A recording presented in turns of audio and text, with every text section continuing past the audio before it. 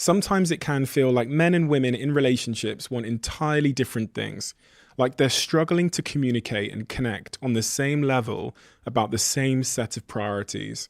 Jordan will now explain exactly why that is. But outside of the context of a relationship, all of us struggle in our lives for a variety of different reasons. And what Jordan's particularly good at is telling anybody who's right now listening to this that is struggling in some way or finds themselves in a situation where they're struggling to get out and climb out of that situation, step by step, how to do that, how to turn that situation into the greatest success of your life. And that's why I loved this conversation and why I think you're going to love it too. And before this episode starts, I've got a 10-second favor to ask you that are listening to this right now. 62% roughly of people that listen to this podcast haven't yet hit the subscribe button. If you could do me any favor at all, it would be just to hit that subscribe button. It helps this channel immensely. And if you do that for me, I promise with my team to do everything we can to make this show better and better and better for you. Do we have a deal? Enjoy the episode.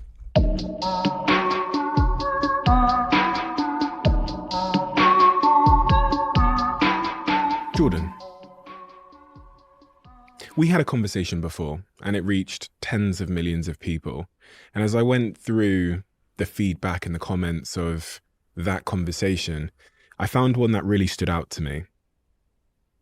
Someone said, I had just days of will left in my body. I felt like a failure. I hadn't reached the potential I knew I had in me. Despite effort, I couldn't become the person I was so desperate to become. And then I found Jordan. And his unfiltered words pulled me from my darkest moment just in time. Now my life is in my hands once again, and I've built a career and a life I'm proud of. So thank you, Jordan. We may never meet, but you've saved my life, and my children still have their father because of you. It is one hell of an impact that you've had on just that single person's life. How do you receive such incredible feedback from a stranger you've never met? Well, when you were reading that, it's obviously a very positive thing to hear, but my mind immediately went to why that's the case. See, I've been in the fortunate position of being able to synthesize and then communicate a century's worth of clinical research and experience gathered by very many extremely intelligent and careful people. And then on top of that, whatever I've managed to gather being reasonably educated in the broader sphere of the humanities and sciences, let's say. And the effect that this individual is attributing to me is a consequence of that, right? I've been successful because I've been a conduit of good ideas, and I have the ability to synthesize a lot of information and to communicate that to people in a way that's understandable. The person who made that comment, they were struggling for one reason or another. And one of the things you do with people who are struggling is you make the simple even simpler, because then they can get a toehold. Like if they're really barely able to move. I had one client, he had a hard life, man. He was like 85. He'd fallen off a ladder and broken his neck, and they had permanently fused it. So he was basically like this. He could hardly move. He was so depressed. He literally couldn't get out of bed. It was awful. And he was in chronic pain because of his broken neck. And so, the first thing I did with him was get him to sit up for like 30 seconds. That was it. That's where he had to start, and after I worked with him when he was in the hospital. After 2 weeks, he was walking down the hall and able to sit up and read for, 5 or 6 minutes. And he got out of the hospital. He went home, but he had to start with the simplest possible steps. And hey, man, this is the definition of humility in some ways, is that you start progressing where you can start. I think about this a lot because there's a lot of people that are objectively or subjectively down and out in their lives. That's how they feel. And it's often too intimidating to present them with the idea of climbing Mount Everest today, a proverbial Oh Mount yeah. Everest. Like, just pick yourself up and go to the gym and work out, Oh eat yeah, healthy, right? And Yeah, no, that's not going to happen. it's like putting them at the foot of Mount Everest. But the small commitments we keep to ourselves are often really undervalued because they seem so trivial. Like you saying, well, that's the casual contempt. That's another aspect of that. Well, one of the really difficult things to learn when you're down and out is how far you're down, because it's humiliating. You know, I was ill recently, and when I started to recover, I couldn't really button my shirts. I had to learn to do that again. I'd forgotten how to put my hands on keyboard. I didn't know where to put my hands. I had to learn to type again. Now, I hadn't lost all the knowledge and it came back quite quickly. And the reason I'm saying that is because one of the impediments to people who've really taken a blow in their life is that things have fallen apart around them so badly that where they have to start is humiliating even to consider. The rule, it's a pretty straightforward rule when you want to get back on your feet. And the rule is you have to make the task small enough so that you'll do it, no matter how small that is. You know, and that can, and I've worked with people. I mean, one of the things I've become well known for is my advice to start by cleaning up your room. But I had plenty of clients who couldn't go home and clean up their room. They hadn't cleaned up their room for like 20 years for all sorts of reasons. Maybe because every time they did try to do anything positive in their family, no matter what it was, they were immediately punished and undermined. And so if they even went home and dared to start cleaning up the room, they'd face resistance within the family that was just a manifestation of the 50,000 times they'd been discouraged in the past, but also a move that would upset the insanity that characterized the pattern of familial interactions. And so actually, if they even made a move to clean up their room, what they were doing simultaneously was confronting the dragon in the family that had made every single person in that household insane for like 5 generations, right? So it looks simple. It's not bloody simple. And so in a situation like that, you cut it down so that maybe the first thing they do is clean up, like maybe they look inside one drawer and see the mess that's there and just look at it for a minute and think about how they might reorganize it if they were going to. When people are very down and out and they decide to make a move forward, in some ways they're facing the whole panoply of problems that confront them in the guise of that single problem, right? It's all lurking behind it, right? It's like, you know, they see the tip of a reptile's tail outside a gigantic closet, let's say, and they look and they think, well, that's just the tip of a tail. What harm can it do me? But it's connected to the whole damn beast. And the advantage to that is that if you make that first step forward, you're actually advancing in the face of all that opposition. The disadvantage is that the first task seems so small that you literally have to be on your knees to be humble enough to lower yourself to take that first step. You know, God, is that all I can do? I'm so useless.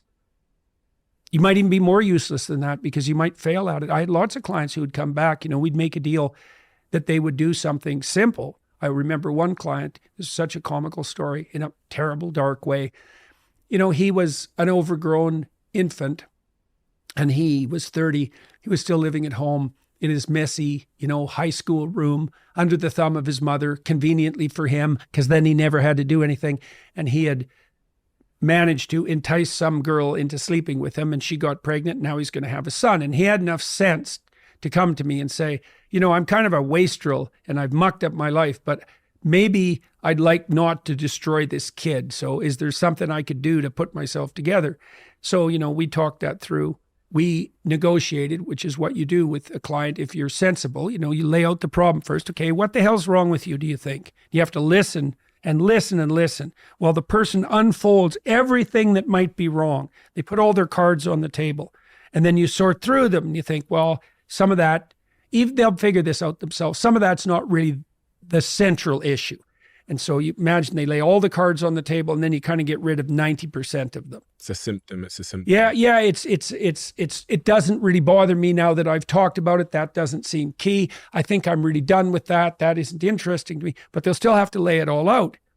And then you focus on the problem. And then the next thing you think is ask them is something, this is great general problem solving strategy, is okay, if this could be better as far as you're concerned, what would better look like? And then they have to lay their cards on the table about that. So you do the same thing. And now you have the diagnosis. That's the problem statement. And now you have a hypothetical cure, let's say. And now you need a strategy, right? And that would be the steps in between the problem and the final destination.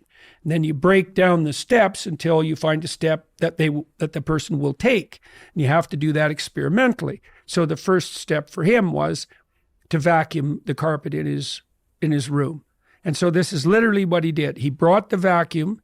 It was a stand-up vacuum. He brought that into his room, but he only got it to the threshold. And then he left it 45 degrees across the door, leaning, and he walked over it for a whole week. And so then he had to come back and tell me, and he was embarrassed. He said, I got the vacuum cleaner just to the doorway and I left it there. And then instead of bringing it into my bedroom, I just, I put an obstacle in my own path and stepped over it for a whole week.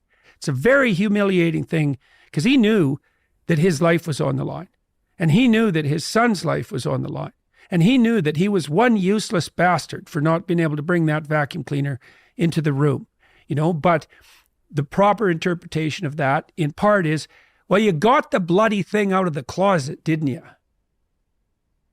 So what we did was renegotiate. This is called collaborative empiricism. It's a behavioral approach for clinicians. And the collaboration is, well, as I said, what's the problem? Diagnosis. What's the potential solution? The person has to be on board with all this, right? I mean, they have to be the people who decide that's the problem. You can't enforce that on them. They have to discover it for themselves. And the same with the solution. And the same with the strategies. It's like, I don't know what's right for you. I'll listen. We can jointly explore what might be the right vision for you. And then we can break that down into a strategy, but you have to be on board with the strategy. You have to feel that this is right for you. It's absolutely 100% crucial that it's voluntary. And then we'll say, okay, well, maybe this is a solution. Why don't you go implement it? Come back next week after having attempted this. Let's see how it went. And sometimes people come back and say, well, that went great and it started me and I did 3 other things and you know what, we seem to be on the right track. And sometimes they come back and say, nope, that didn't work at all, like with the vacuum cleaner. And so then you have to think what you do in that situation is make the task smaller.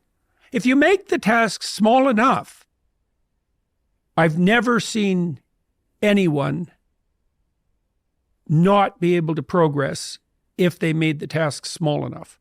But, that can be pretty humiliating. Now, the upside is that once you take that first step, you've looked the beast in the face and you'll start progressing, not linearly, but exponentially in speed. So what's cool is that it doesn't really matter how small that first step is because it'll start doubling and anything that doubles grows unbelievably quickly. And so that's a very useful thing to know too. And that's true when you're learning anything new.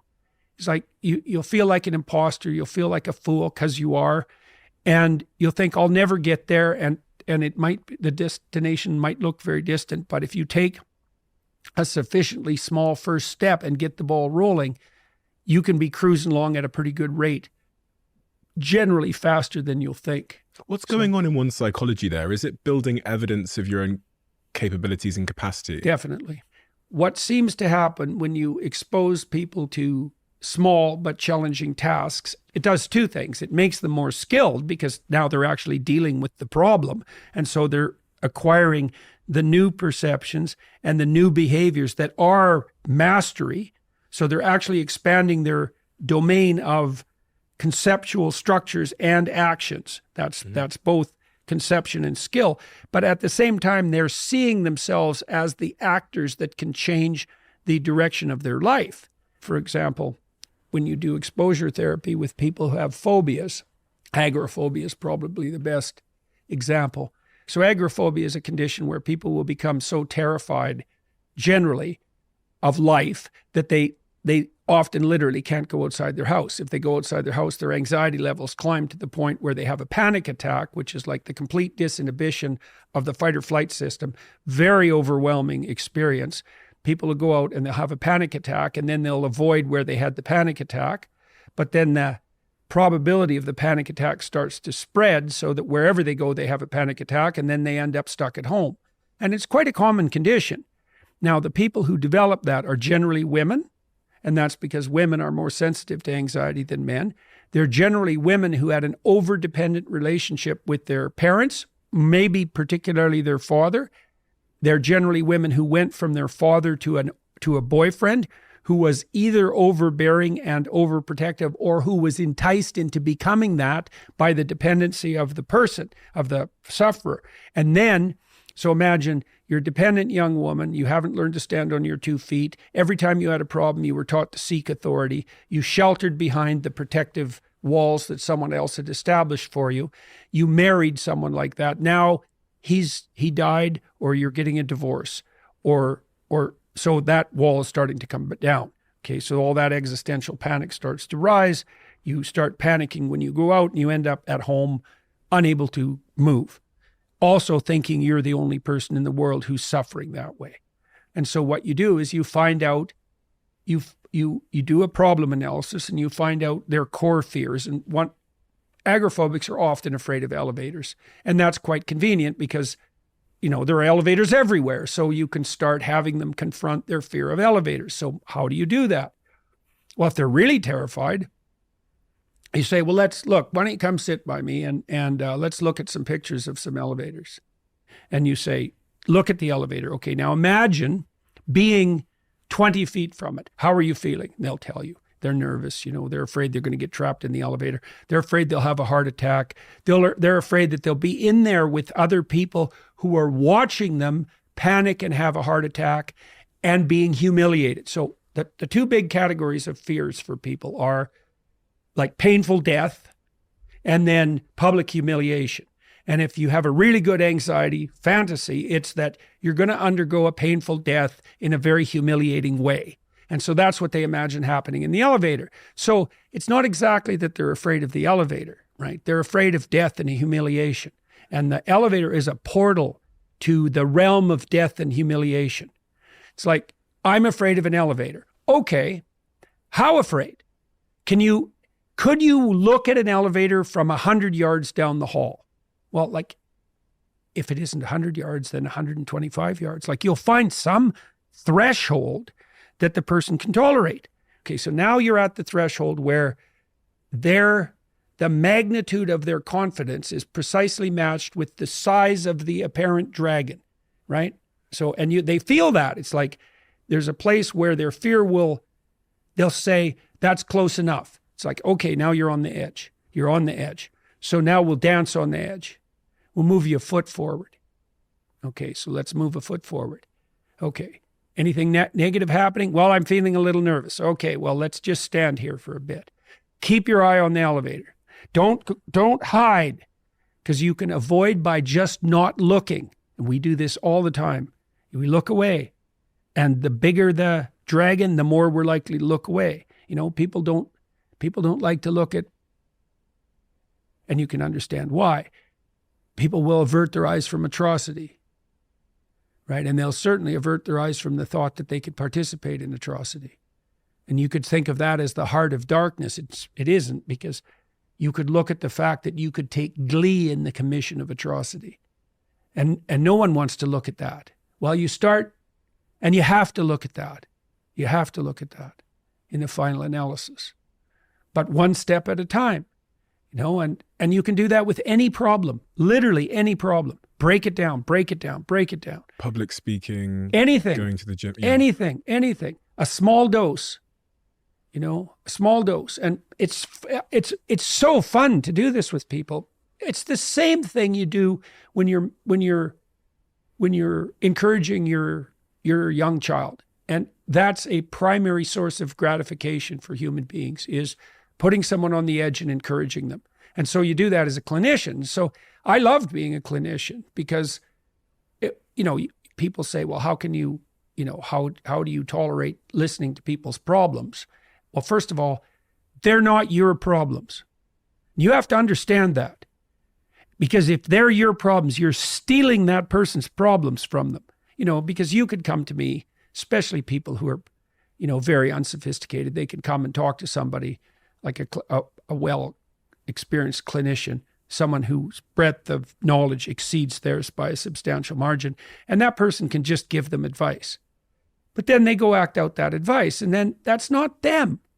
They have to come to it themselves. This brings me to a point about trying to help people in your life, because we all have people in our lives that are struggling in some way, and our knee-jerk response is to get in there and solve the problem. Yeah, this is a problem that men often have when they're dealing with women. Yeah. They leap to the problem solution phase, and they also do that in some ways to avoid, and this is what annoys women, because what the women want, and they don't even know this, but this is what the women want. Women are more sensitive to threat than men. Okay. So they're looking for predators. Now, predation detection it's an intuition. Anxiety is an intuition. Something's wrong. Okay, what? Well, then you guess, right? So imagine the threat system has sort of got something in its sights, but it's a sense that something's not right. But it's not fully fleshed out, the picture, because serpents are camouflaged, right? So the threat is hidden. Well, what the woman wants is to lay out all the things that might be wrong. Okay, well, the guy doesn't want that because, first of all, maybe your wife is upset about something in relationship to your children, and she doesn't know what it is. So now she has to go through everything she thinks that might be wrong. Well, even for you to listen, that's going to be rough because some of those things are going to be about you. And so you just have to shut up and you have to let her put her cards on the table. Understanding. Now, she has to do it in good faith, right? She can't be using that opportunity to skewer you. And so these things are tricky to manage, but you want to listen to her, lay all the cards on the table. Now, the advantage to that is now you know where all the hidden snakes are. Now, if you do that, what you'll find out, and so will she, is that most of the things that she's worried about, she's not actually worried about. She won't know that until she lays them out on the table and can see them. And then both of you can triangulate to the actual problem, and then you can negotiate a solution and offer help. But if you jump right to help, the reason you can't do that is because you probably have the problem wrong. So then back to your question about helping. One of the most effective things you can do to help people is to listen. And there are technologies of listening. And so the first one is, don't assume that either you or the person who's talking knows what the problem is. It's so hard. Once you have the problem specified, you've solved like 95% of the problem. That diagnostic move is really hard. Are we sure we're addressing the most crucial issue? You have to have your sights focused right on the center point of the cross, right? Like in a gun sight. It's like, are we aiming at the right target? And then you can start negotiating problem solution. And but you can develop the patience to do that once you understand that initial act of listening is in itself the most helpful thing you can do. Just listen. And then how do you listen? Okay, so if I'm listening to you, there'll be times when what you're saying doesn't make sense. And so then I'll just say, well, you're saying this now, but you said this 5 minutes ago. And if you listen a lot, you can learn to track conversations across a very long span of time. And that's quite fun. You said this, but then you said this, and they seem contradictory to me. You're not accusing the person. You're saying, I see an inconsistency in the way you're formulating the problem. And they'll sort of startle a little bit and then try to rectify that. They'll check you out to see if you're insulting them or trying to play a game of moral superiority first. But if it's just an honest question, then you're actually helping them lay out a description of the situation that's not internally contradictory. Okay, so, and the great podcasters do this. You see this with Rogan. All Rogan does is ask stupid questions. And the way he does that is by consulting with his own ignorance in humility. Rogan is listening. He's thinking, I'm a stupid lunkhead and I don't understand this. What do you mean? And that's brave because he's exposing his own ignorance, but it's it's honest because he doesn't understand, but it also unites him with his audience because, especially with someone like Rogan, the probability at this time that if Rogan doesn't understand the gist of the conversation, that 95% of his audience doesn't understand it's like 100%. The importance of listening can't possibly be overstated. Listen, ask questions until you understand. And by doing that, you also help the other person clarify the situation. It is so hard to do. And I think we have to just pause at that step because it is, as you said like that's 95% of the challenge. It is so hard to do in relationships, in work. I've sat literally at this table with a colleague of mine about a year ago, and she was telling me, she works in one of my companies. She was telling me that she's unhappy in her role. And I remember sitting here and she gave me a bunch of reasons why. And I kept asking and asking questions. And after just 30 minutes of asking the questions, she had decided that in fact, everything she had just said was not the issue. And then it related back to a much more fundamental issue of just meaning in her work. See, okay. Well, that's very important. That's very important. Jung called that a circumambulation. Okay, so now imagine the threat system is going off, right? It's saying something's wrong. But it's a primordial predator detection instinct. That's what's being triggered. It isn't capable of high resolution conceptual formulation, not to begin with. Something's wrong. Okay, what? Maybe this. Okay, now what happens is the maybes circle and spiral, right? And as you lay them out, you spiral inward to the gist of the matter. But you have to see, because you could imagine while this woman is explaining her problems to you, she's talking about things about the company and her relationship with the company that might be unsettling to you. So you're sitting there thinking, while she's laying out her problems, maybe you're getting defensive. Well, that's not true. The company's better than that. That's an unfair accusation. So you're feeling on the spot. Plus you want to jump in with your solution because you want to show that you're bigger than the problem that she's showing, or maybe you're secretly attracted to her and you want to be a white knight. I mean, there can be 50 things. You're sitting there thinking about what you're going to say next because you want to play dominance, or maybe you think that's what you should do because you're a boss. And it's like, there's a lot of things that'll interfere with listening. But so you learn, you say, just shut up, ask stupid questions until the person that you're listening to has specified the problem. Now, if you're very fortunate, both of you will converge on that and it'll just become clear. Think, you pointed this out. This is what that's really all about. Now, the person may be discovering too that they were resistant to that conclusion. Because the fundamental threat is more key to their self-esteem to their conception of themselves than allowed them to be comfortable before they get to the actual point, which is where they're going to be most vulnerable. They're going to throw out a bunch of screen concerns just to see if you can be trusted with something that will reveal their vulnerability. And they're even doing that to themselves. It's like, dare I tell the truth about this situation? Because I've betrayed myself before, so maybe not. You're so right. They test you on the way to the truth to see how you'll respond. Yes, and they're testing themselves too. Yeah. And you can facilitate that. See, if you facilitate that by calm listening, then you're modeling the fact that whatever the hell they have as a problem isn't so terrifying that you have to avoid it and run away. Yeah. Right. It's so interesting what was actually revealed, because this person that works in one of my marketing teams in a different company where there's a CEO said to me, it's the work they were doing that was causing them the unease, and that's the reason they wanted to leave, etc. And I asked them the question after about 30 minutes, when was the time you were most happy in the business? They revealed to me that the time they were most happy was when they were with me overseas at the very beginning. And what that really revealed at its essence was there'd been a change in the proximity to me and the real meaning of the work. And they now felt like they were doing trivial things. Their happiest time was when they were right next to me doing the most important stuff. Right. So the most difficult problems. They were solving the most difficult problems. When they were most challenged, and they were. So really, the fix wasn't what they thought it was. The fix, and they're now, they actually texted me. I sent them a message to one of my team members last night saying, I just don't want to, I want to keep their identity. So let's say they were with me in Canada. They text me when they were most happy. They text me last night saying, I feel like Canada Jenny again. Right, And all right. the adjustment that had to be made was getting them back close to bigger challenges. Right. So they wanted to be closer to the front line, as it turned out.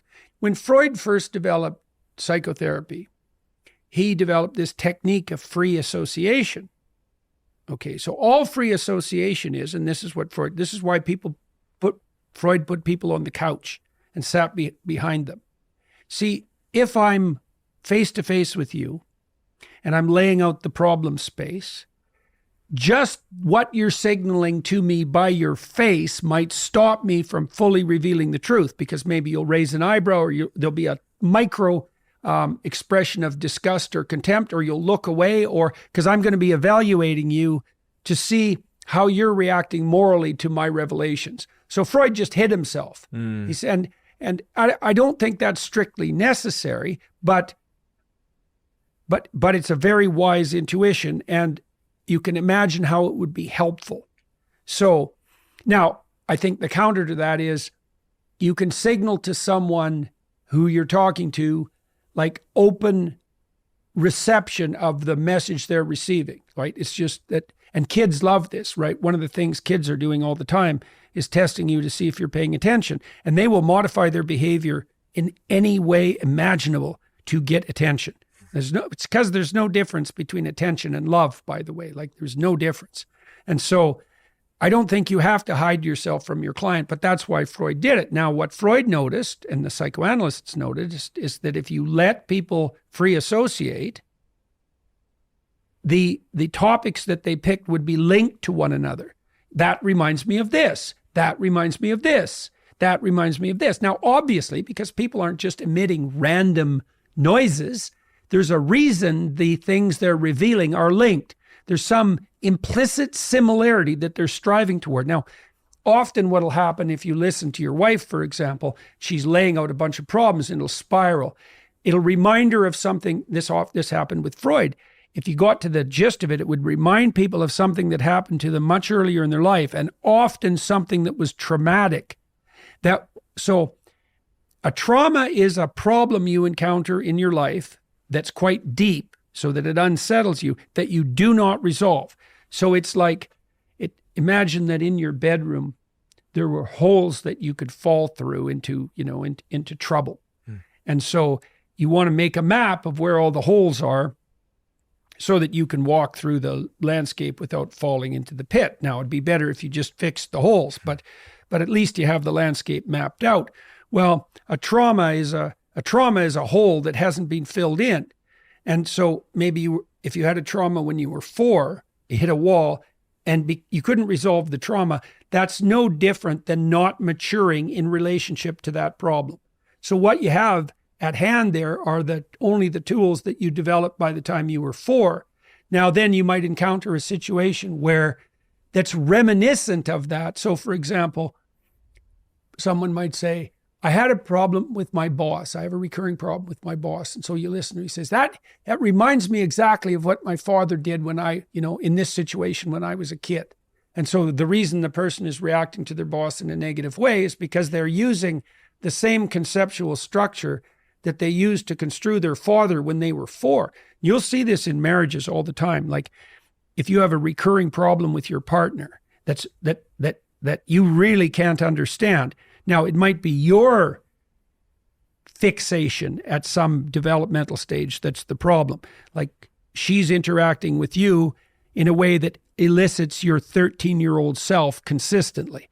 But she also might be reacting to you in a way that elicits her 13-year-old self. And so then, but if you listen to her, she'll get to that. And then she'll tell you the story. And then sometimes she'll be able to figure out what to do about that herself, or sometimes you'll have to discuss it. But it almost always results in tears. Almost always. And I think the reason for that is that what happens is when people break down in tears. So children cry quite often. And they cry when they encounter an impediment that they can't surmount. And I think what tears do is dissolve you to the state of neurological plasticity that characterizes early childhood so that you can learn. Now, people don't like that, right? That reversion, it's humiliating, but you have to break. That's the crying. The crying is an indication that the current conceptual structure is insufficient. It has to die. And then the tears come, right? And then now you're prepared neurologically to learn something new. And that'll be whatever comes out of the discussion.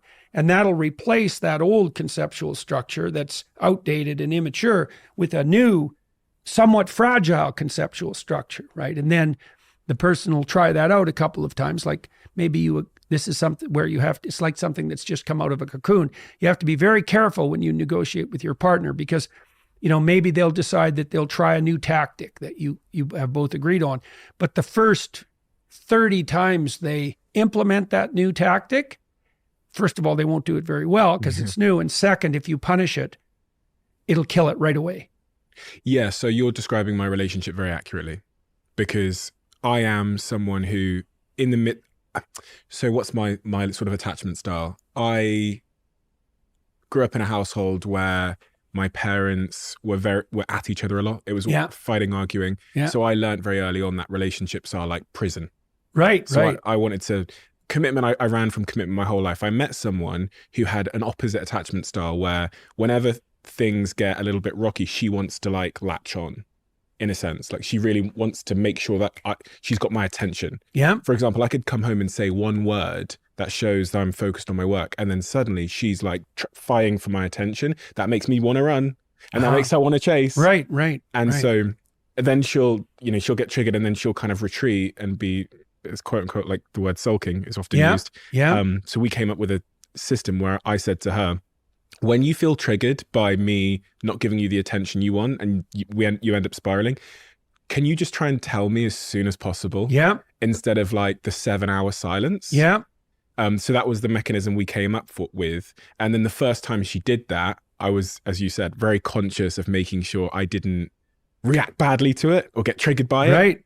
So you're describing the process I've been through entirely. Yeah, well, this happens to everyone. And those sulks, let's say, that's a nonverbal threat response. Right.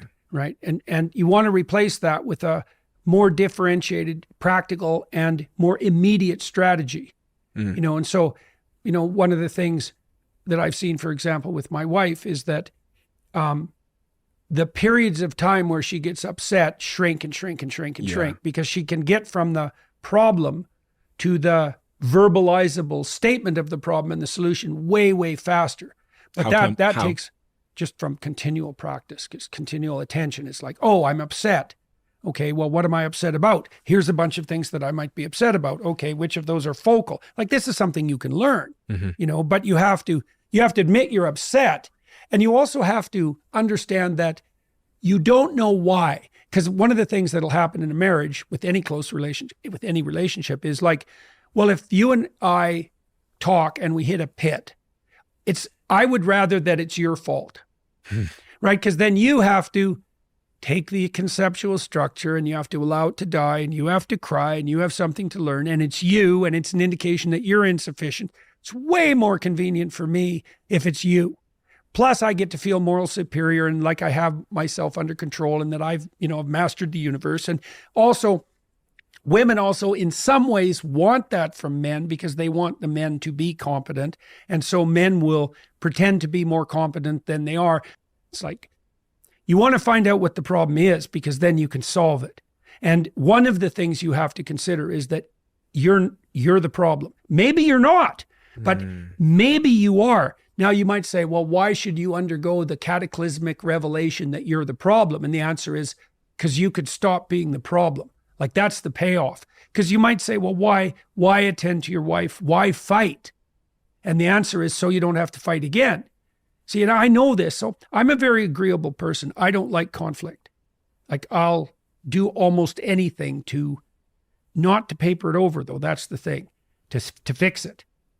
But the reason that I'll engage in conflict is because I know it isn't a theory.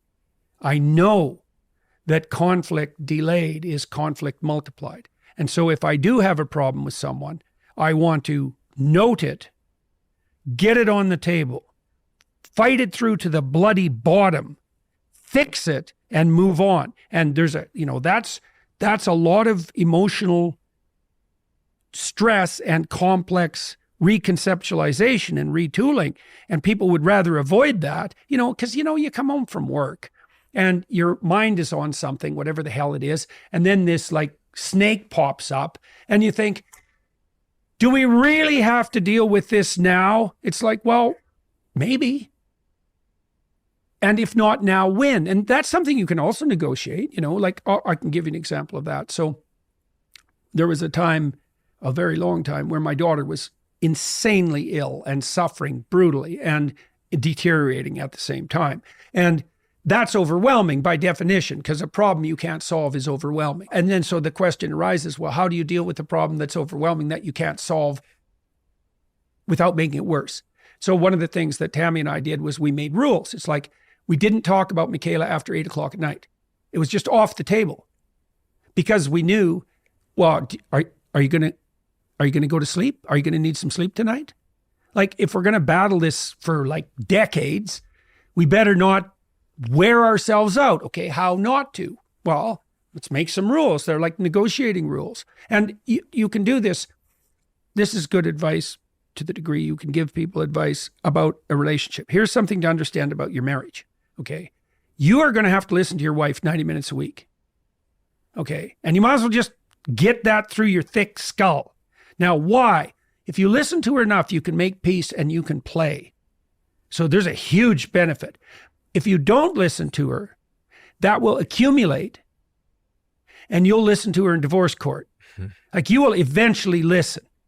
And at some point, you'll pay for the privilege of doing so, right? Because there'll be other people involved. And then the backlog will be so high that you might never escape from it. Why don't men like to listen? Well, often because the insufficiencies are pointed at them. And sometimes, especially if the woman, let's say, and this can go both ways, let's be sure about this, but we might as well revert to the stereotypes. And I think it's fair, because women are more threat sensitive. So they're more likely to bring up problems. Now, that's the disadvantage is they bring up problems that don't exist, because that's a false positive. But the advantage is they bring up problems before you're sensitive enough to see them. And so this is very important. If you think about the role of women, is the woman is closer to the infant than you.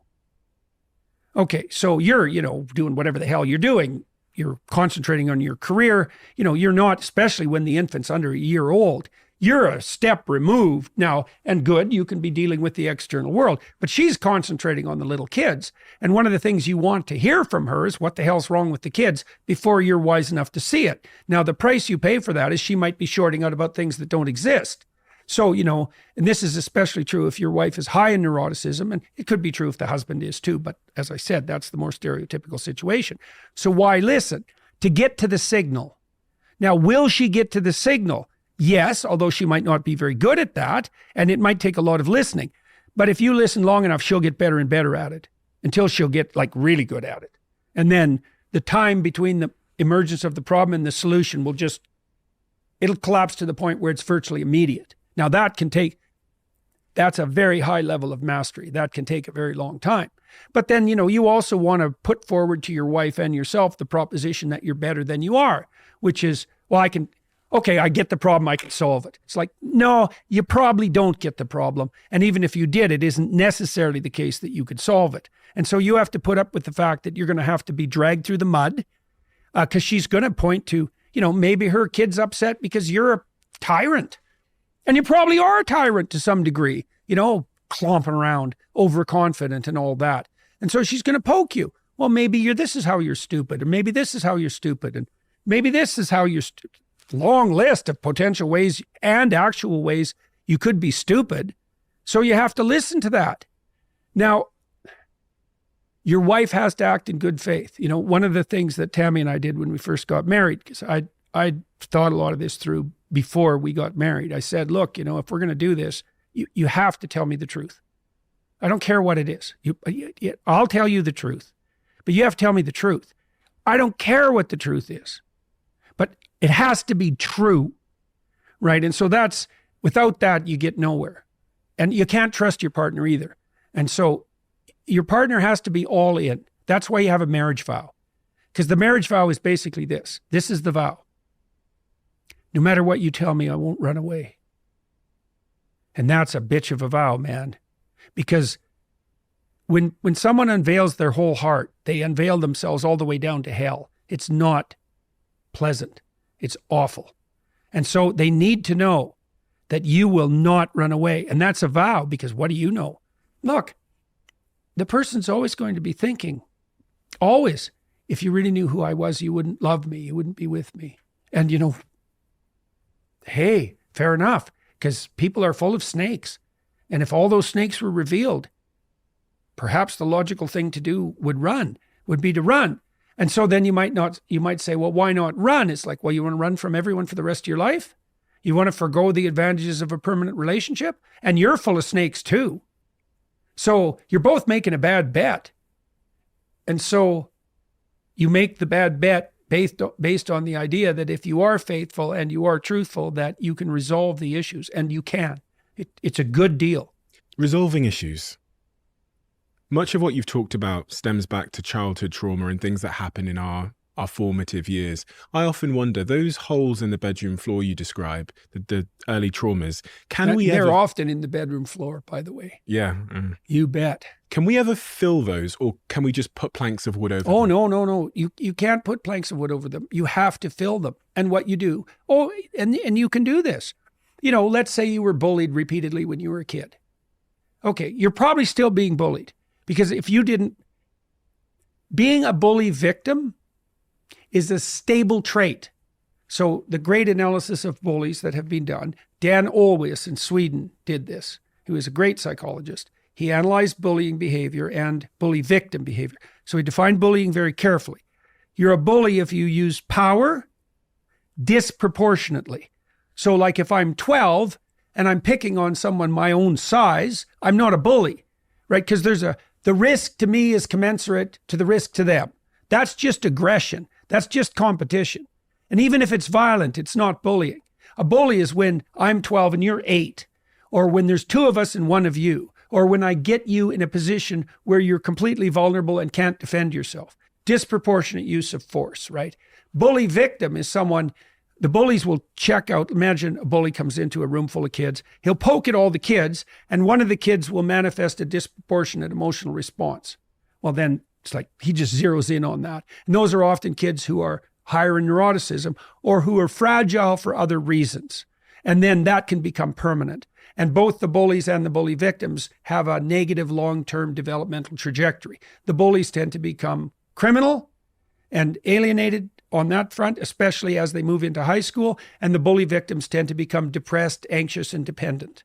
If you have a partner who's been a bully victim, for example, that's going to be brought into your marriage. And then one of the things that's going to happen is every time you try to have a dispute, which is to actually think and solve a problem, they're going to see you through the bully template. They're going to treat you like you're a bully. They're going to accuse you of being a bully. They're going to bring up all the times before when you acted like a bully, and then you're going to have to defend yourself. And part of the reason that people can't listen is because they also don't know how to defend themselves. It's like, especially if here's 15 pieces of evidence that you're a bully. It's like, can you counter those? Maybe. What if you're not very articulate? It might take you 2 weeks to think up how to argue yourself out of that. Plus, you're going to be doubtful about it. So those are very complicated things to work through. But you can listen. If you listen, the person will dispense with some of their accusations by themselves. The accusations that can't be dispensed with, though, now those are questions. Maybe your kid's upset when he or she's interacting with you, and your wife says, well, you're too hard on him. It's like, well, are you? Well, it's time for you to go away for like a week and meditate on that, right? And that's soul searching, right? You're going to go down to the bottom of your heart. It's like, well, are you a bully? Are you a bully like your father was a bully? Are you a bully like a friend who was a reprobate that you admired and tried to copy was a bully? You have to see, because maybe you are. Maybe you should stop. But then you also have to figure out how you would be if you weren't being a bully. Then your wife can help you, and this is another good rule for couple conflict. Like, let's say I'm unhappy with you. So I come and tell you that. You can ask me, okay, what do you want? If I could give you what you wanted, what would it be? Well, I don't know. It's like, no, sorry. I cannot hit a target you won't specify. Let's discuss it at least. We got to have a target here. And so this is also if you're an employee. You got to know this if you're an employee. You're going to your boss with a problem. Why don't you go with a solution too? And if you're the sort of employee who goes to your boss with a solution, you'll racket yourself up the hierarchy. If you're in a halfway decent business, you'll ratchet yourself up the hierarchy so fast you can't believe it, because you'll get a reputation as the person who can solve the problem. So, and you can actually play with this in your marriage, because one of the things that you can do, for example, is, well, let's say you say something that irritated your wife. Okay. And then you can say, okay, she'll say, well, yeah, that really bothered me. It's like, okay, it's an open question. Why? Maybe she's too goddamn sensitive, and maybe you're too much of a son of a bitch. It's like, who knows, right? But you can ask her, okay, if I had said what you wanted me to say in that situation, what would have I said? Now, that's a hard question. She has to think about that. It's like, well, what would have worked? And then she'll say, well, maybe you could have said this. And then you can say, okay, let me say it. Now, then she has, but it's sort of like, let me say it. It'll be sort of fake. It'll be a first pass approximation. You're putting words in my mouth, but let's assume that I'm trying to do something better stupidly and badly to begin with, with an eye to mastering it over 50 repetitions. Mm-hmm. So, but I'll start by just saying it. So she'll tell you what to say and you can say it. Now, if you're absolutely 100% unwilling to say it because you think it violates your conscience, that's a whole different issue. That means there's a deeper discussion to be had. But maybe you could try it. You could try it out for size. And maybe she could see if that sort of satisfied her. And now you've got a rubric for how that interaction might go in the future. Let's make it concrete. You come home at the end of a workday. Okay. There's a right way of doing that you have to negotiate with your wife. Maybe she rushes to the door and meets you with all the problems of the day. Okay, that's probably not a great strategy, because you're already up to here, you're tired. So is she, likely, from whatever she was doing. Maybe she was at work too. You can't meet each other when you're both tired every single day for the rest of your life with nothing but a ball of problems. Partly because if you do that 50 times, you're going to view the person as just a bunch of snakes that are coming at you. That's not good. Even if the problems that are being pointed to are real. You might think, okay, so you come home after work. What would be the best way for that to unfold? And you have to negotiate that. And I would say, let's parameterize that a bit. You're probably hungry. Well, you don't want to talk to someone. This is another great rule. Don't talk to your partner about something complicated when they're hungry. It's not going to work. So maybe you come home, you have something to eat, you kick off your shoes, maybe you take 10 minutes for yourself, and then you can talk. But you want to get that right. Or maybe you come home, you meet each other at the door, she gives you a hug, you have something to eat, you relax for a minute, maybe you have a shower, but then you've already negotiated about when you're going to have a conversation and you're going to be prepared for it. Now, people do this in the business. You don't just randomly discuss a bunch of problems at your business if it's running reasonably well. You have a meeting, it's parameterized. You kind of have an agenda. You have to do that at home. You have your home is also a small business, and it has to be run like that. And you have to spend 90 minutes, at least 90 minutes a week with your wife, just running the damn business. And I can tell you, if you don't do that, you'll never get to the play, ever. Because maybe you'll be romantically interested in each other and you want to spend some time together, but there's a bunch of problems brewing, and your wife will definitely this will absolutely happen, is that when you're trying to be interested in each other, these things will come into her mind and distract her, and she'll bring them up. And then you'll get pissed off because it's like, well, we're supposed to be having fun at the moment. We're supposed to be attending to each other. Why are you bringing that up? And the answer is, well, we're together and these are problems. We haven't set aside time to deal with them. The reason you should listen to your wife is because if you listen to her enough, she'll tell you what's wrong and what she wants. And then you can fix what's wrong and you can give her what she wants. In your practice, have you ever encountered those holes in the bedroom, those childhood traumas that you realized at some point when you stared into the patient's eyes, they could never solve? Yes. Yes. Yeah. A bottomless abyss. Yeah. It's awful. Yeah, I was in situations where, I'd get to the bottom of it, I thought, and then It was like Dante's Inferno, for everyone who is listening, you should read that book. Dante's Inferno is a topography of hell. So underneath every problem is layers of problems, right? Right to the bottom. For Dante, the worst problem was betrayal. Right? And the reason betrayal is the worst problem is, like, if you and I want to have a relationship, we have to trust each other. And betrayal is the violation of the trust upon which relationships are predicated. So it blows apart everything. So the lowest level of hell for Dante, the bottom of hell, was filled with betrayers. And that's right. That's childhood sexual abuse. Like, it's the ultimate betrayal, right? A child sexual predator is someone who takes the role of guardian to be the wolf, right? It's the worst form of betrayal. And so it just devastates children, and because they're actually faced with the problem of malevolence at a very early age. And what the hell? It's like, you're 4 and now you see the bottom of hell. Well, that's trauma. And the way you treat that, by the way, is you walk people through a topography of hell. That's what you do. And you can do that. Well, let's say you were abused when you were a kid. Okay, so what's your problem? Well, your problem is you've seen into the heart of darkness. That's your problem. And just blew you into pieces. Could people really be like that? Is that my father? Right? Is that my uncle? How could he do that? Well, you're gazing into the face of malevolence itself. You have to develop a philosophy of good and evil. It's a religious philosophy, essentially, because a philosophy of good and evil is a religious philosophy. Those are the same thing. You have to develop a philosophy of evil, and then you have to understand how you combat that. And that's very complicated. How do you combat evil? With truth, with love, with beauty. You have to start to embody that. Or maybe it's even worse. You're traumatized because you did something like brutal, seriously brutal, and maybe you enjoyed it. That's a very common pathway to post-traumatic stress disorder for people. And post-traumatic stress disorder occurs when you have a very large hole that, gapes large enough to swallow virtually everything that hasn't been fixed or papered over. You do that by finding your way out of hell. And that's what happens in the Inferno too. Dante is guided through hell by Virgil, who's the spirit that guides you through hell. That's a good way of thinking about it. So, and every problem, even the problems your wife brings to you, especially if they repeat, there are levels underneath that. And at the bottom, there's a betrayal, something like that. There's some bit of hell in there somewhere.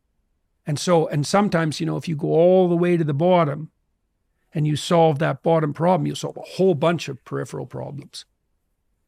So there's a movie, Apocalypse Now, that's about a journey to the heart of darkness. And that's what the book is about, Joseph Conrad's book. And there's a documentary called Heart of Darkness that describes the making of Apocalypse Now.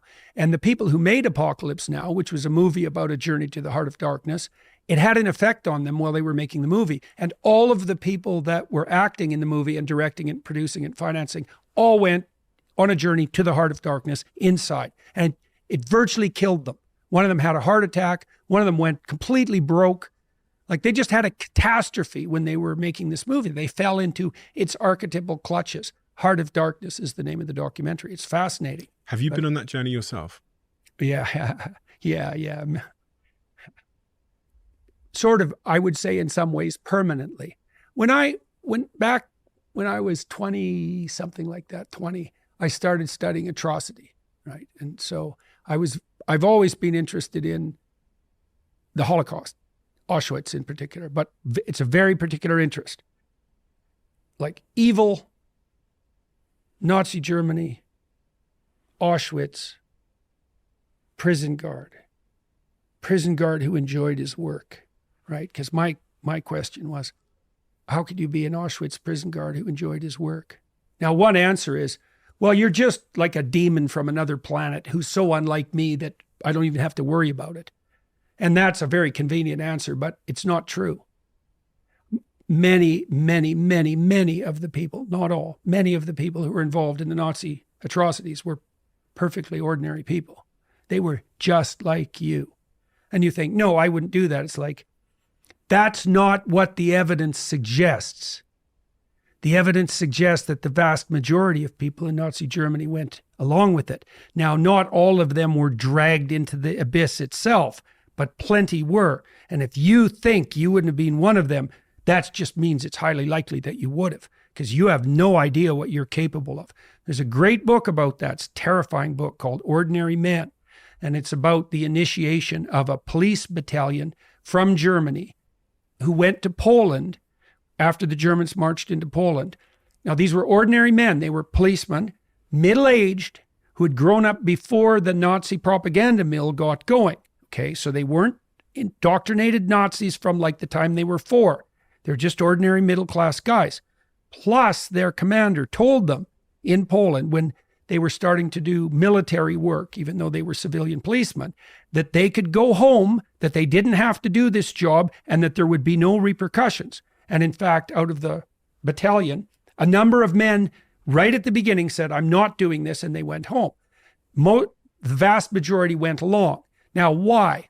Okay, so now these policemen are in Poland, and they've been told a story, which is that, Germany's at war, and the reason for that is that evil Jews have conspired up a conspiracy, and they've united the Western world against us, and they're a fifth column within the country, and your patriotic duty is to root them out now that we're in Poland, and you're saving the fatherland, and there's going to be dirty work associated with it, and do you really want to leave all that to your compatriots, your companions, your guys?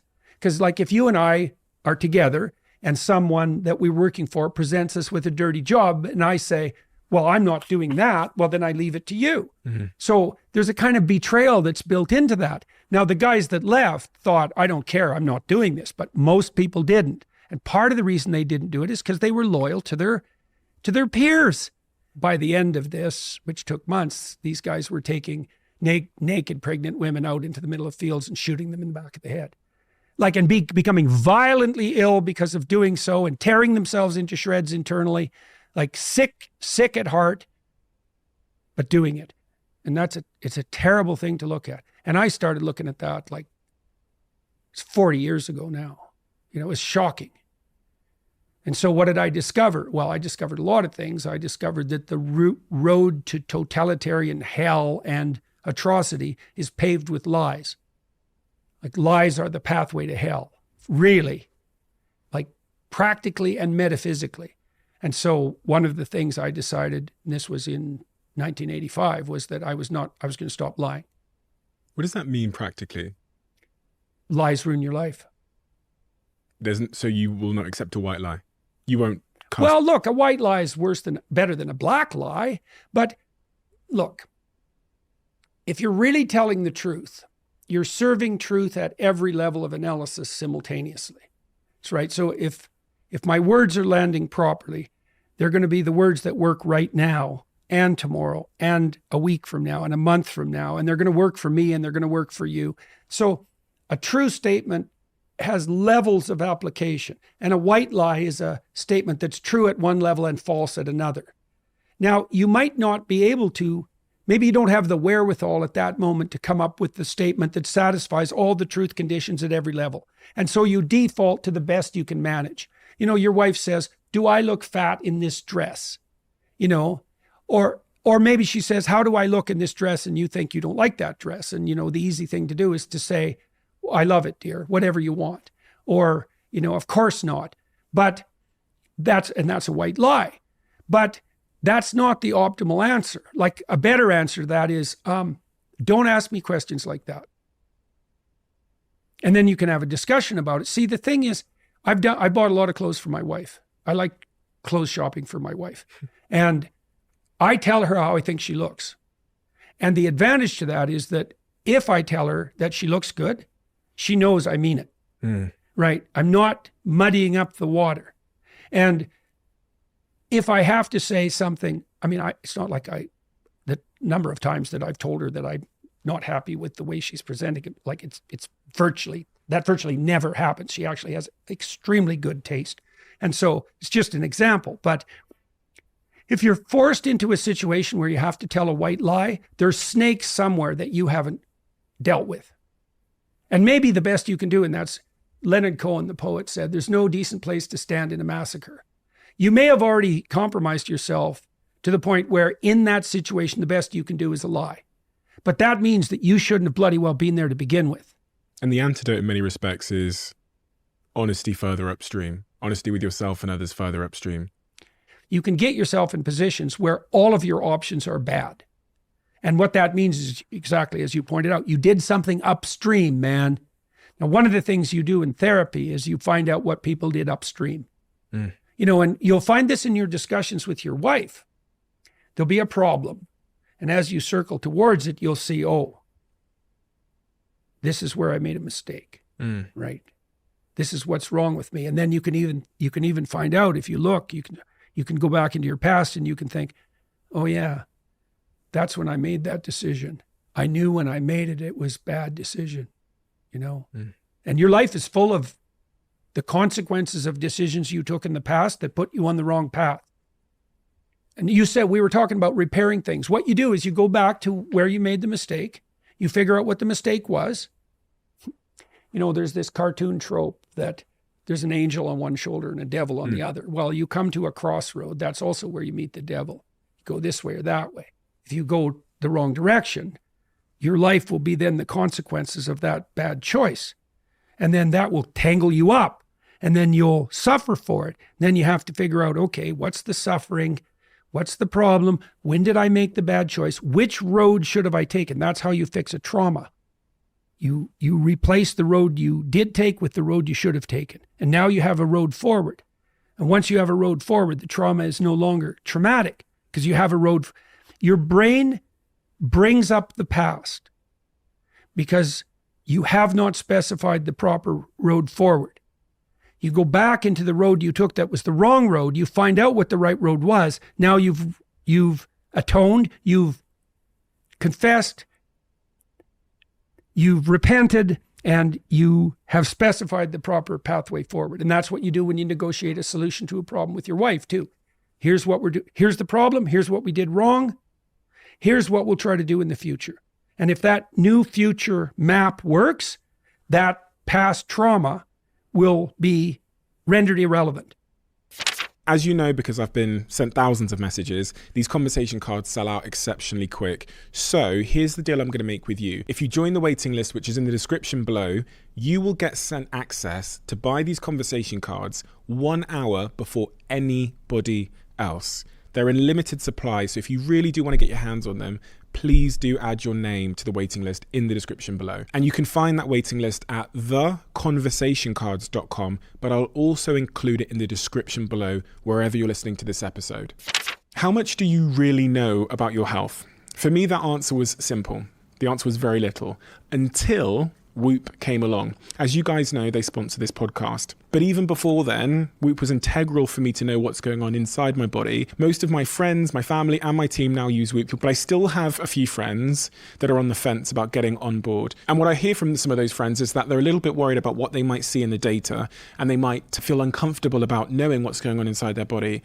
If I've learned anything, it is that knowledge is power. And once I finally started to look at the data and understand how getting less sleep was affecting my body and how my old lifestyle was actually hurting my long-term health, everything changed for the better. So if this is something that you'd like to try out, head over to join.whoop.com/CEO and you'll get to try Whoop for 30 days, risk-free, with zero commitment. Try it and let me know how you get on. I was looking at our past conversation and I thought it would be interesting to see who the audience were, their demographic. And the age group were 20 to 40-year-olds, really 18 to 40-year-olds. My question to you is, in their lives, in that demographic's lives, what do you think the biggest challenge is? Because both your kids, Julian and Michaela, both fit into that category as well. What is the greatest challenge that demographic face? Well, the biggest challenges we had with our kids was, I think the biggest challenge I had in my generation was negotiating the years between 13 and 15, something like that. But my sense is now the biggest challenge to young people is negotiating the transition into adulthood identity.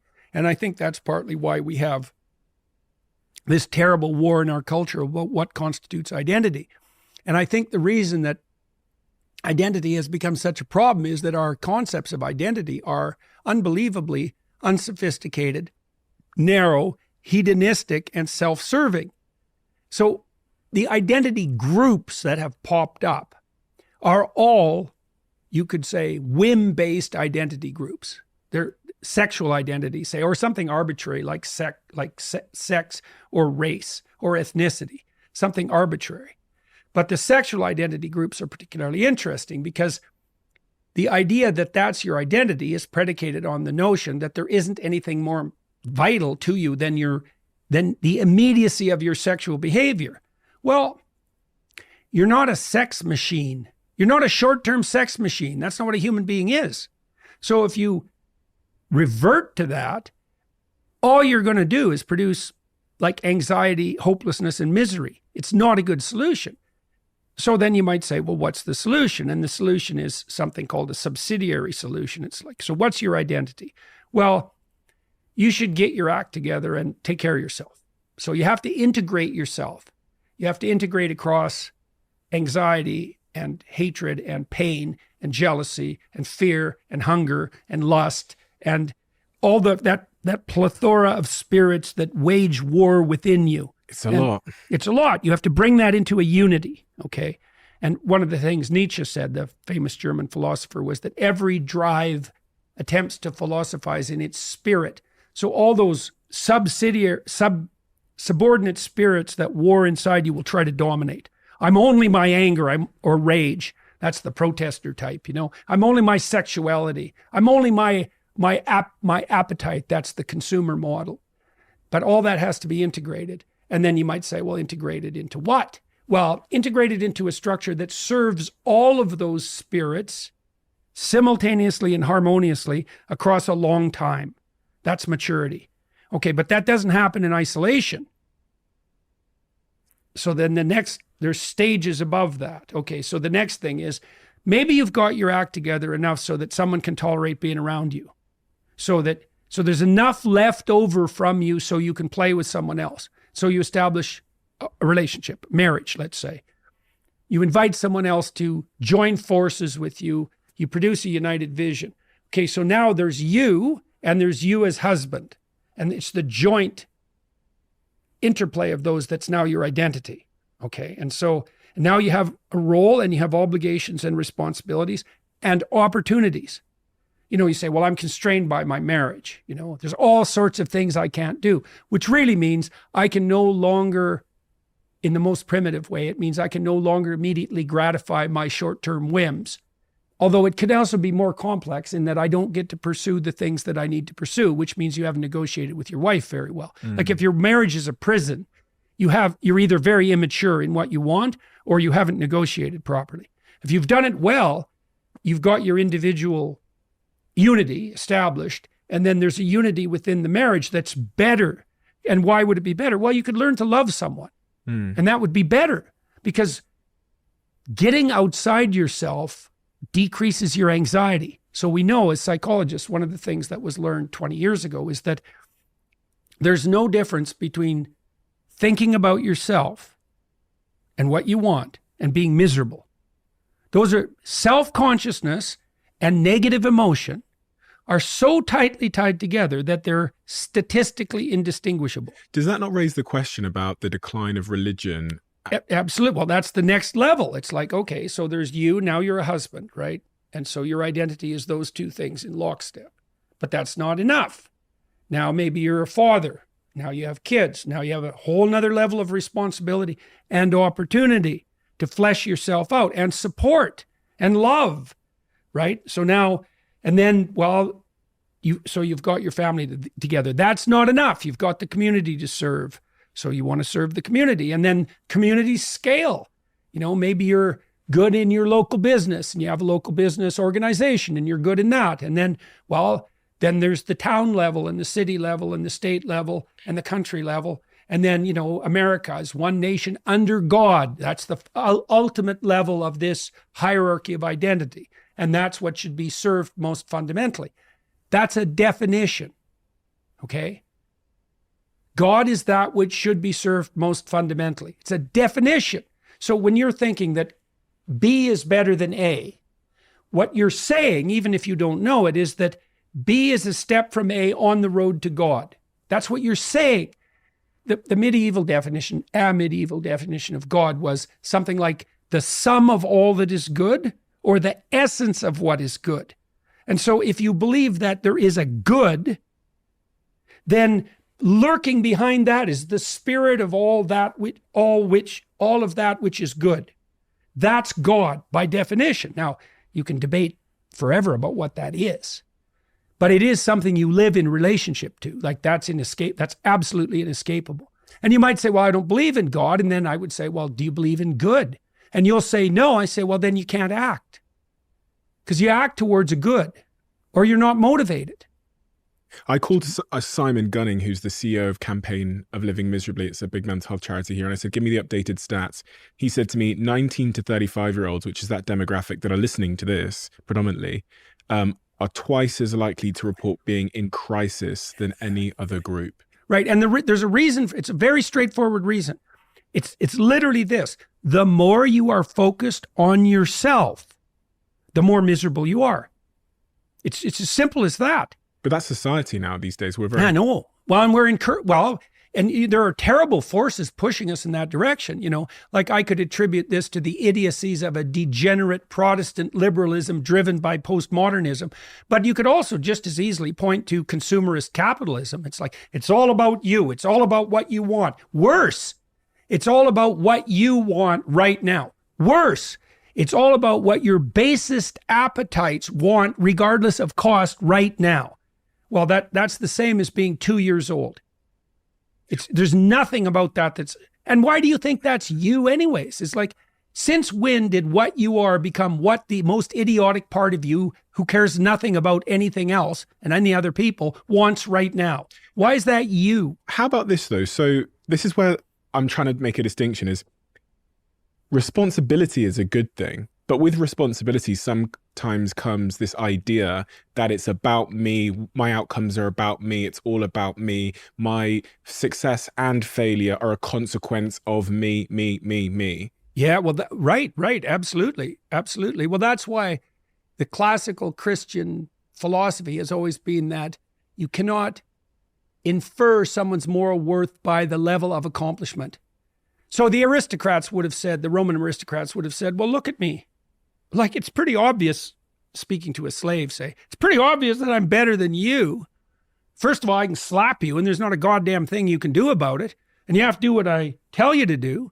And I've got all the money and all the stuff. And I can make all the decisions. And I have all the power. Clearly, that's evidence that I'm morally superior to you. But didn't they believe that a god had granted them that superiority to some degree? So didn't they often believe in fortune as the... Sure. Well, sure. Of course they did. That just made it even better. It's like, the fact that I've got the power is a reflection of the fact that the cosmic order is clearly on my side.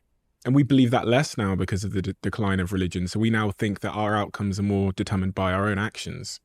Yes, but lurking underneath that is there's a hidden God lurking underneath all that too. It's just that the God has become subjectivity. It's something like that. When God talks to Moses out of the depths of the burning bush, he says, I am what I am. And that's what every degenerate Protestant liberal says now. I am what I am. And they also say, and if you don't go along with it, the consequences for you are going to be pretty damn dismal. Use my pronouns, adopt my identity, play the game that the worst part of me insists on, or else. And it is a consequence. I said Protestant liberalism for a reason. Like, as we've moved away from God, we've moved into a radical subjectivity. Now, the problem with that is that a radical subjectivity, especially one of impulse, is unbelievably immature and counterproductive. It just doesn't work any more than a room full of 2-year-olds works. What's a better idea? This subsidiary structure. It's the adoption of voluntary responsibility. Way more complex identity. It's like, take on the load. Take someone in your life, make a permanent relationship, work it out, have some kids, serve your society at all these different levels, strive upward. What's up? Okay, here's the definition of up. A better solution unites more situations and people across broader spans of time. Is this why, and this brings me to, you're doing Peterson's Academy, which is an online sort of interactive learning platform you've designed, which is kind of seems like it's taking on this typical university structure. I was on there. I see people can sign up right now, but why are you doing Peterson's Academy? Well, curiosity. I'm curious about virtually everything. I started putting my lectures on YouTube because I was curious. What'll happen if I use this? So curiosity. But then the more deliberative answer is, I'm in a very fortunate position because I can meet pretty much anyone I want to meet. And the people I want to meet are almost always interesting thinkers, let's say, or people who've done interesting things repeatedly in their lives. And so I can find those people, and some of them are very charismatic and they have lots to say, and I am providing them with a platform to say those things, and we can do it at extremely high quality and very, very low cost, and we can distribute that to everyone. And I am an educator. I'm a professor, or at least I was. I'm still a professor emeritus.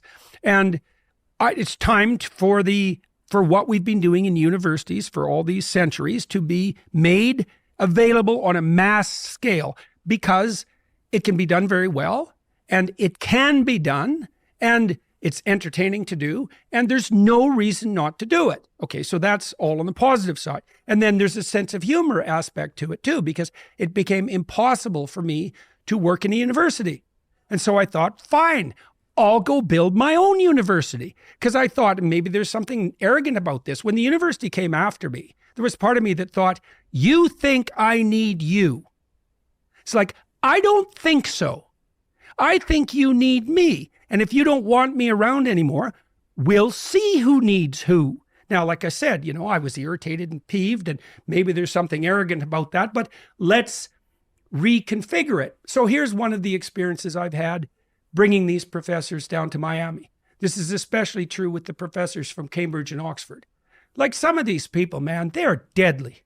You're lucky to have a conversation with them. They've been thinking a long time. They're super smart. They're wise. They know their field. They're great communicators. These are stellar people. And their universities treat them terribly. No respect. They let their students walk all over them. They pay them abysmally. They treat them as if they're pawns of the administration. It's sickening. And so I invite them down to Miami, and we make them a good financial offer. And we treat them like people we're very pleased to have there, and that we hope they'll come back. And they have a really good time, and they deliver. And we say, look, they say, well, what function do you want this course to serve? Because maybe they're worried that there's a political agenda or something like that. And our rule is, we picked you for a reason. You know what we're doing. You tell us how to get the hell out of your way so that we can enable you to teach the course you've always dreamed of teaching. We will provide you with the audience you've always wanted, which will be people, because they have a live audience, and the live audience members we select are selected because they want to come and listen, which is what you want for students. And so we want to have the dream experience for the professor.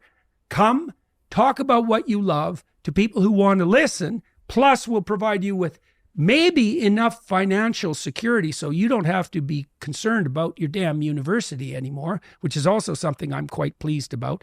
Now, I don't know if we can deliver on that, but even the initial, we give them an advance, like with a book deal, and even the initial advance generally is a sizable sum. It depends to some degree on their following, right? Because we do some economic calibration, but I would love to be in a position where I could take like the best 1,000 lecturers in the world, bring them onto Peterson Academy, give them financial independence, because that would be really amusing, and then to bring what they have to say to everyone for almost no cost. You've taken a first principle approach to trying to build a new university, bringing the best professors together, giving them the freedom, making sure they're not censored in any way, giving them the audience and the remuneration and appreciation they deserve.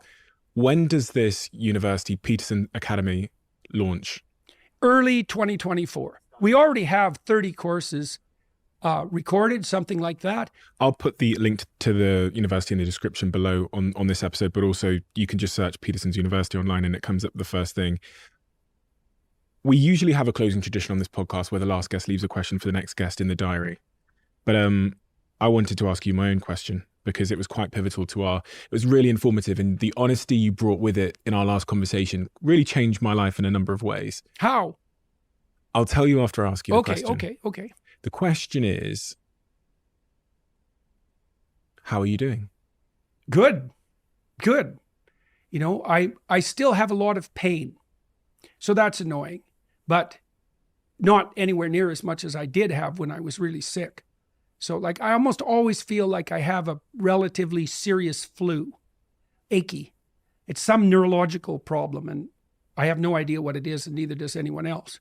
But I'm not anxious at all and my head is very clear and I have such a ridiculously interesting life that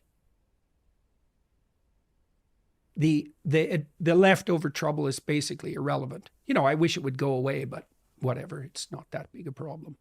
So, and I just have an absolutely miraculous realm of opportunity in front of me. It's crazy. Every day I have is so interesting that it's almost unbearable. And I would tell people who are listening, you might want that for yourself, let's say. You might want to have that. And I can tell you, one way to increase the probability that things will unfold for you properly is to not lie. Just stop lying. Period. Stop saying things you believe.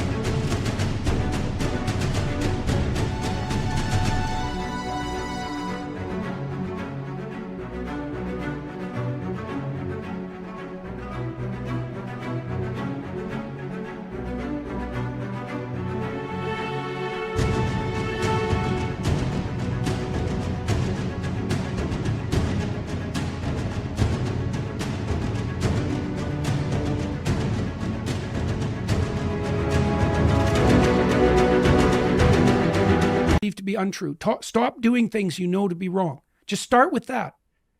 You'll get closer and closer to the truth. And the truth is the adventure of life. That's the advantage to the truth. You have the world on your side. But obviously, because if you're lying about things, you're opposing reality. Who are you? Who are you to oppose reality? Good luck. Unbearable. It's almost unbearable. Your life is so exciting and so full of opportunities that it's almost unbearable. Yeah. It's like an action adventure movie all the time. It's crazy. It's crazy. Wherever I go, I can talk to whoever I want, essentially. I'm going from country to country. People stop me on the streets. They're happy to see me. It's like I have friends wherever I go. Really, it's crazy. And people, they feel they know me because they've been watching hours often, and they do know me.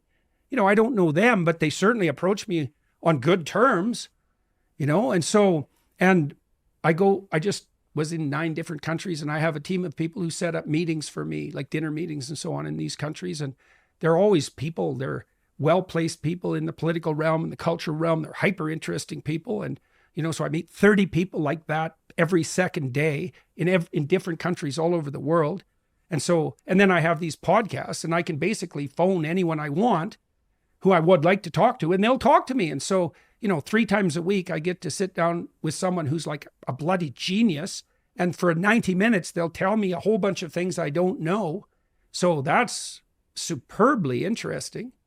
And so, my books are selling like mad, and I'm writing another one, which I'm really interested in. And yeah, it's great.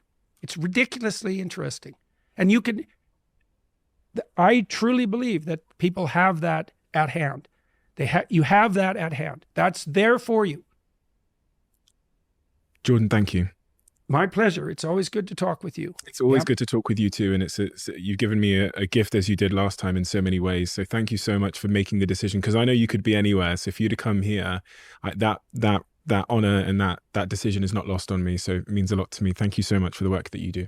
Yeah, well, I'll tell you, just so you know too, it's like there's a reason I'm here. I have a team because I do have a lot of requests. And when you have more requests than you can possibly fulfill, there's a certain pain in that, because the requests are almost always of some quality. So we triage And we're looking for people whose podcasts have reach and who have been successful and who will conduct a straightforward and honest interview and that will, that are aiming up and that won't play games. And there's a reason I'm here. And the reason I'm here is because of the work that you've done. So, right. It's no favor. I'm glad to be here, but I'm here because this is the right place to be right now. So congratulations on that. Thank you so much. A quick word on Huel. As you know, they're a sponsor of this podcast and I'm an investor in the company. It is finally here, 3 years of work from Huel to try and make a snack bar that is nutritionally complete. As of the recording of this episode, they finally released these bars that are high in protein, 27 vitamins and minerals, and just 2 grams of sugar. The impossible has been done. And it tastes so goddamn good. Often these snack bars, these like high protein snack bars, taste like you're eating Play-Doh or cardboard or something. It's so hard to make one that is nutritionally complete and that tastes good. And ladies and gentlemen, here we have it. I'm going to put the link in the description to get your bar below. Try it out and tag me and let me know exactly how you get on, because it's so nice to finally have a bar that is nutritionally complete and that actually doesn't taste like cardboard and that tastes delicious. The impossible has been accomplished.